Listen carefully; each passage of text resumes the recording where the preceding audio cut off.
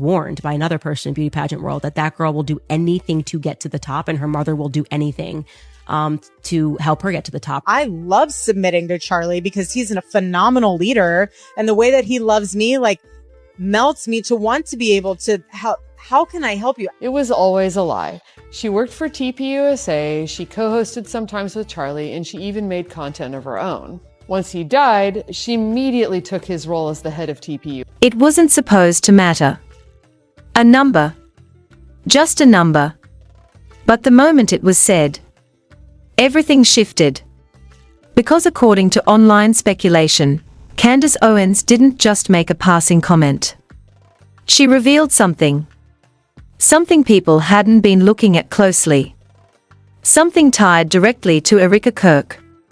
And that's when the reactions started. Fast. Divided. Uncomfortable. Because this wasn't about controversy in the usual sense. It was about context. About timelines. About whether what people believed actually lined up with reality. And then, clips began circulating. Old interviews. Past statements. Moments that suddenly felt different. Like pieces of a puzzle no one realized they were building. But here's where things get strange. Because the more people looked into it, the less certain everything became. Details didn't align. Dates felt off. And some began asking a question no one had considered before. What else doesn't match? Because if this one detail was misunderstood, what does that mean for everything else? Before the clip. Before the reactions. Before the sudden obsession with timelines. There was already a story in motion. Quiet. Unfocused. Easy to ignore if you weren't paying attention.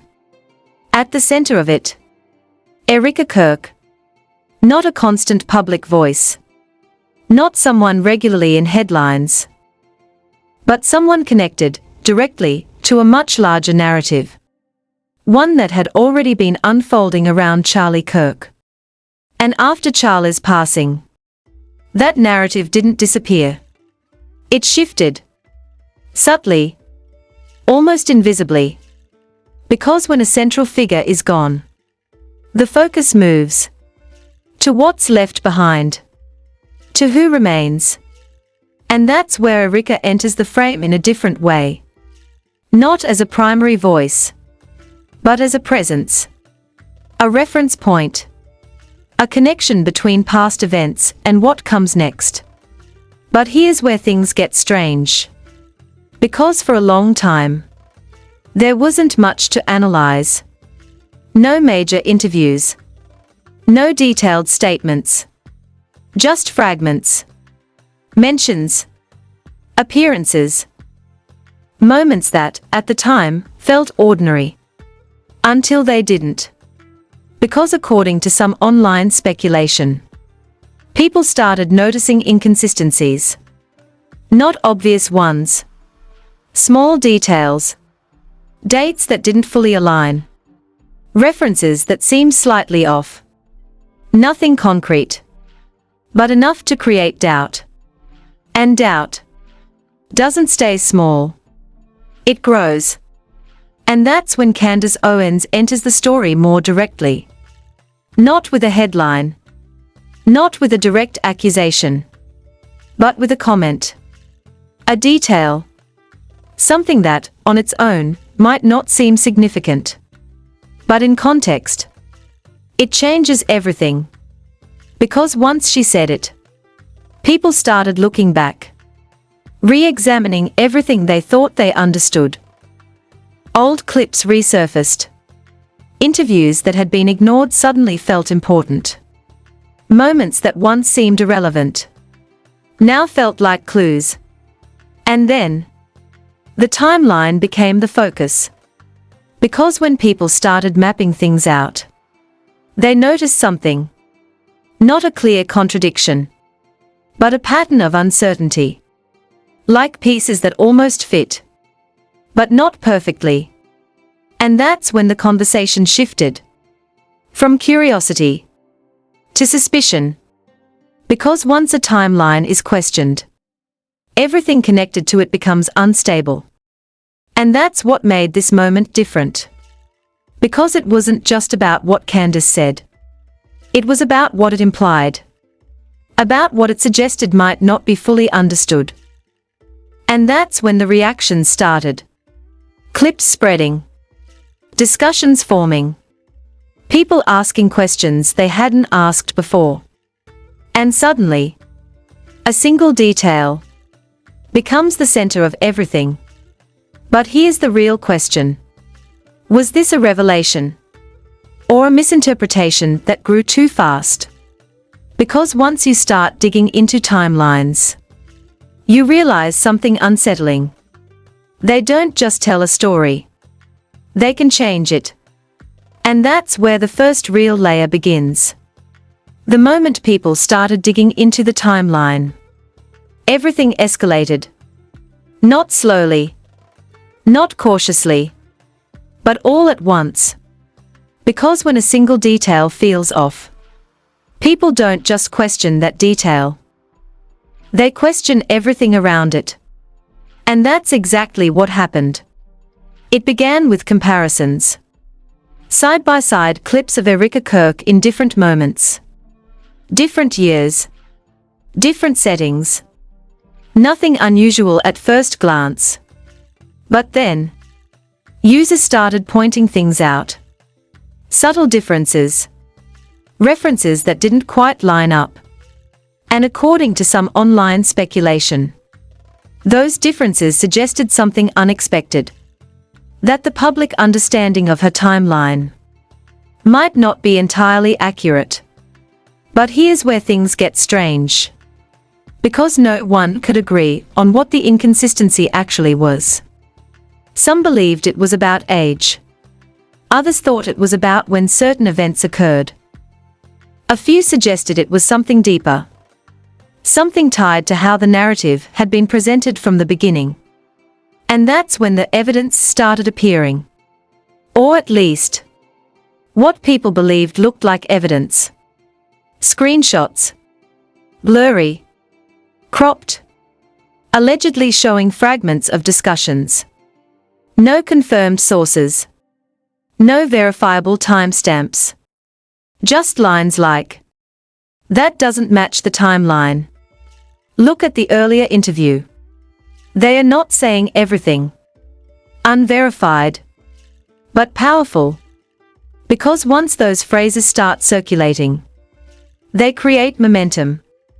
And momentum doesn't need proof. It needs repetition. And then, a voice note.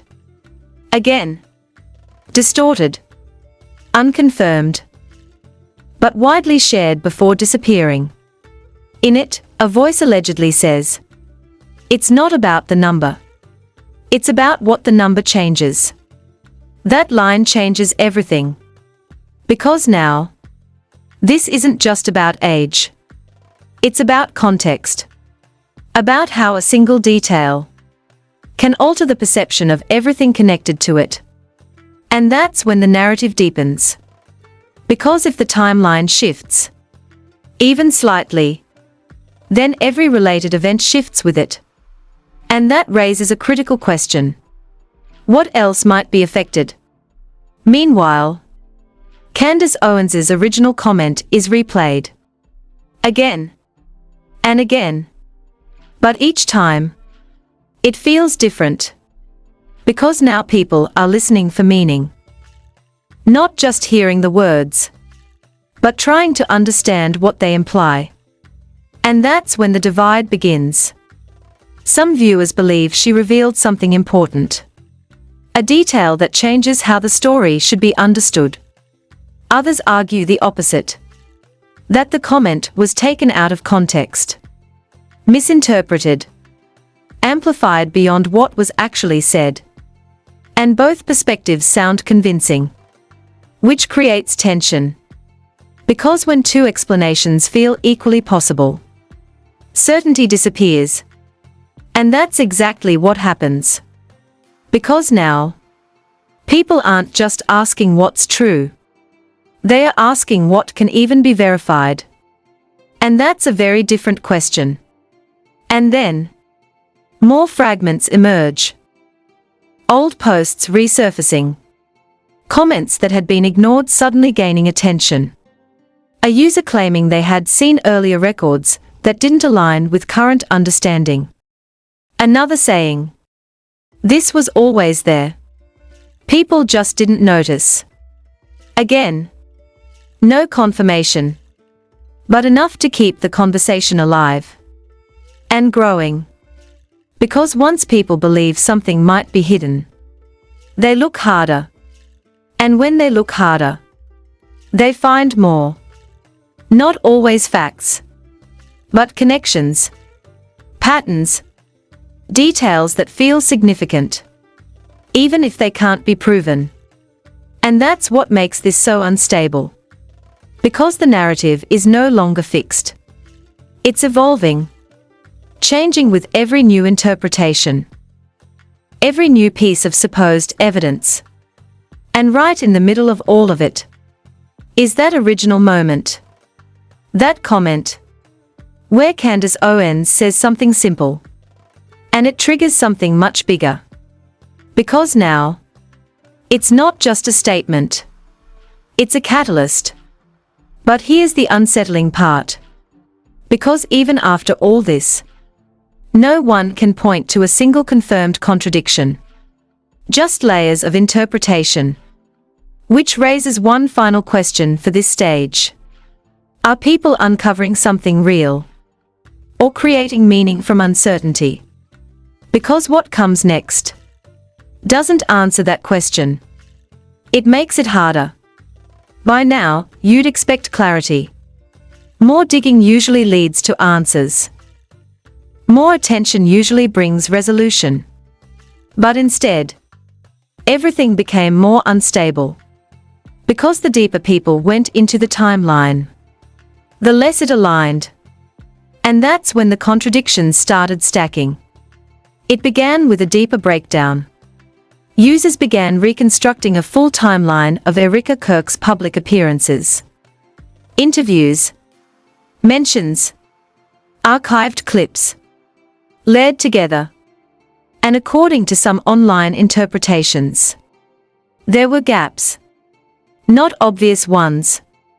Subtle inconsistencies. A reference to an age in one clip.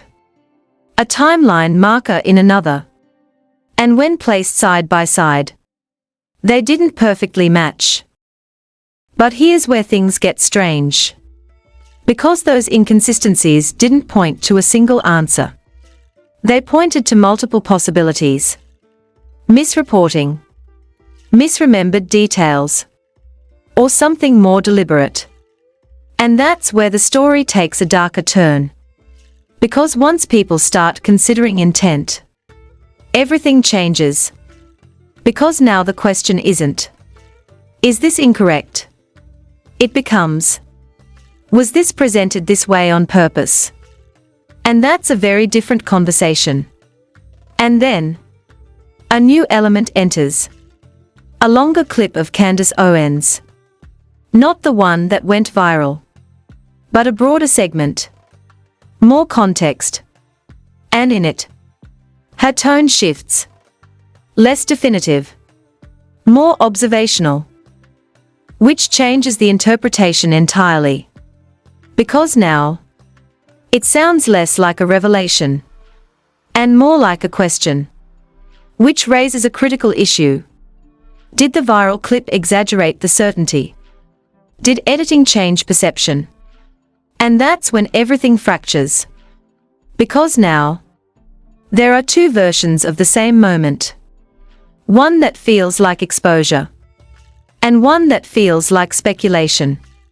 And both are circulating at the same time. But here's where it gets even more complicated. Because another piece surfaces. A message. Shared across multiple platforms. Unverified. But repeated. It reads. The detail isn't wrong. It's just not complete. That line spreads fast. Because it introduces a new idea. Not that something is false, but that something is missing. And missing information can be more powerful than incorrect information. Because it leaves space for interpretation, for assumptions, for narratives to grow. And that's exactly what happens. Because now, people aren't just questioning the timeline. They are questioning what might be left out of it. And that raises the stakes. Because if information is incomplete, then conclusions can be misleading, even if they are not intentionally so. Meanwhile, the role of context becomes central. Because the same detail, when placed in a different timeline, can mean something entirely different. And that's when the conversation shifts again. From what is true to how it's being presented. And that's a dangerous shift. Because once presentation becomes the focus, everything feels uncertain. Even things that might be accurate. And then, the pushback intensifies. More voices entering the conversation. Some pointing out that the inconsistencies are minor. That they don't necessarily indicate anything significant. Others arguing the opposite. That even small discrepancies matter. Because they can change how a story is understood. And both sides make valid points. Which only deepens the divide. And that's when the emotional intensity peaks. Because now, this isn't just about a detail. It's about trust. About whether the narrative people have been following is fully accurate or partially constructed. And that's what makes it volatile. Because trust, once questioned, is hard to restore. And then, the final escalation.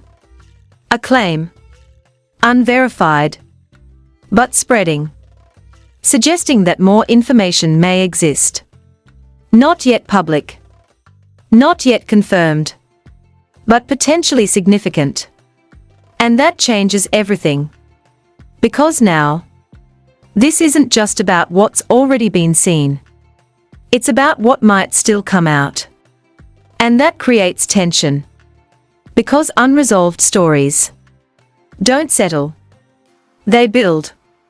And right now, everything feels like it's building toward something. But what? That's the question no one can answer. Because at this stage, nothing is resolved. Not the timeline. Not the interpretations. Not even the original claim. Everything feels suspended. Uncertain. And that's where the breaking point begins. Because when too many contradictions exist, something has to give. And what gives is certainty. By now, it feels like the story should finally make sense. You've seen the clips. You've heard the claims. You've watched people argue over timelines that almost fit, but never quite do. But then, something unexpected happens. Not a new leak. Not a shocking confession. Something quieter. But far more disruptive. A reanalysis. It came from a group of independent media analysts, people who don't focus on what is said, but on how it spreads. And according to their breakdown, the entire situation might not be about the number at all. It might be about the reaction to it. Let that sink in. Because it changes everything. According to this perspective, the moment Candace Owens mentioned that detail about Erika Kirk, it didn't go viral because it was shocking. It went viral because it created uncertainty. And uncertainty is powerful. Because when something doesn't fully make sense, people try to complete it. They fill in gaps. They connect dots that may not actually be connected. And once that process starts, it builds on itself. But here's where things get strange. Because when people went back, not to the viral clips, but to the full context, something felt different, less definitive, less like a reveal, more like a passing observation. Which raises a critical question. Were people reacting to what was actually said, or to how it was framed afterward? Because framing changes everything. A neutral statement can feel like an exposure. A question can sound like a conclusion. And that's the twist. Because now, the focus shifts away from whether the detail was accurate and toward how it was interpreted. Meanwhile, people begin re-evaluating everything. Not just Candace's comment, but the entire reaction cycle. The clips, the captions, the discussions, and they start noticing patterns. Certain phrases repeating, certain interpretations spreading faster than others. Not proof of coordination, but enough to suggest influence. Because once a narrative starts forming, it doesn't need confirmation to grow. It needs repetition. And that's exactly what happened. But here's the unsettling part. Because this doesn't mean the detail is false. It means its significance may have been amplified, which is even more complicated. Because now, you're not just asking, is this true? You're asking, why does this feel so important? And that question is harder to answer. Because importance isn't always based on facts. It's based on perception. And perception can be shaped by context, by framing, by the way information is presented. And once you see that, you can't unsee it.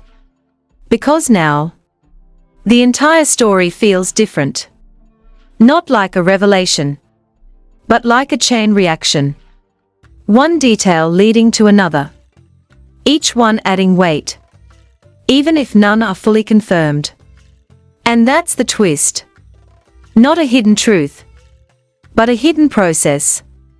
The way narratives build themselves, layer by layer, until they feel undeniable, even when they are incomplete. And once that process becomes visible, everything changes. Because now, every clip feels selective. Every reaction feels influenced. Every conclusion feels temporary. And that's when everything begins to collapse. Because what happens next isn't resolution. It's uncertainty taking over. Once that realization took hold, everything unraveled. Not instantly, not dramatically, but in layers. Quiet, subtle, unavoidable. Because once people stopped asking, is this true? And started asking, why does this feel true? The entire narrative shifted. And then, it fractured. Some viewers pulled back immediately, calling the whole situation overblown. A detail turned into a scandal through repetition. Others doubled down, insisting that even if the reaction was amplified, it had to come from something real, something worth questioning. And then there were those in the middle, the ones who didn't know what to believe anymore. Because now, everything felt unstable. Not just the detail about Erika Kirk, but the entire way the story had been built around it. And that's where chaos begins. But here's where things get strange. Because as the debate intensified, the content itself started behaving differently. Again, clips that were everywhere, suddenly harder to find. Threads that were gaining traction, locked, comments filtered. At first, it felt random. But then patterns appeared. Different edits of the same moment began circulating. One version emphasizing certainty, another showing hesitation. Two completely different tones. From the same source. And that only made things worse. Because now, people weren't just arguing about what happened. They were arguing about which version of what happened. And that's when trust begins to collapse. Because when multiple versions exist, without a clear original, certainty disappears. Meanwhile, Candace Owens doesn't directly clarify. No detailed breakdown. No step-by-step explanation. Just fragments. And that silence, it becomes part of the story. Because in moments like this, silence isn't neutral. It invites interpretation. Some see it as confidence. Others see it as avoidance. But no one knows for sure. And that's the problem. Because when interpretation replaces evidence, everything becomes subjective. Then, the evidence itself, those screenshots, those voice notes, those fragments that sparked everything, people begin questioning them more aggressively. Where did they come from? Why were they incomplete? Why did they spread so fast and disappear just as quickly? And for the first time, the focus shifts away from what they say to whether they should be trusted at all. And that's when the collapse becomes complete. Because once trust breaks, everything else follows. The claims, the interpretations, the reactions, all of it becomes unstable. And what remains is uncertainty. Not chaotic, structured, persistent, unresolved. Because now, there isn't one story. There are many. All competing. All incomplete. All impossible to fully confirm. And that's where we are. Not at an ending, but at a standstill. A point where the narrative no longer moves forward cleanly. It just exists. Fragmented. Still evolving. And that leads to one final question. If everything has collapsed into uncertainty, then what are we actually left with? So what did we really just witness? A revelation? A misunderstanding? Or something far more unsettling? A moment where perception quietly replaced reality. Because when you step back, nothing here feels solid anymore. Candace Owens, at the center of the claim, yet never fully defining it. Erika Kirk, at the center of the speculation, yet rarely speaking. And the audience, trying to piece together a story from fragments that may never fully connect. And that's the unsettling part. Because every version of this story feels possible. Was something actually revealed? Or did one small detail, one number, get amplified into something much bigger than it was meant to be? Were the inconsistencies real? Or simply the result of incomplete information being interpreted too quickly? And most importantly, how much of what you now believe comes from what was actually said? And how much comes from everything that happened after? Because once a narrative starts moving, it doesn't stay the same. It evolves. With every clip, every caption, every interpretation layered on top of the last. Until the original truth, whatever it was, becomes harder to recognize. And maybe that's the point. Maybe the most powerful stories aren't the ones that give you answers. They are the ones that make you question everything. So now it's your turn. Go back. Look at the original moment again. Not the edits. Not the reactions. The source. And ask yourself, what did you actually see? And what were you led to believe? Because whatever really happened here, it didn't end with that comment. It's still unfolding. Quietly. And the next piece might already be out there, waiting for you to notice.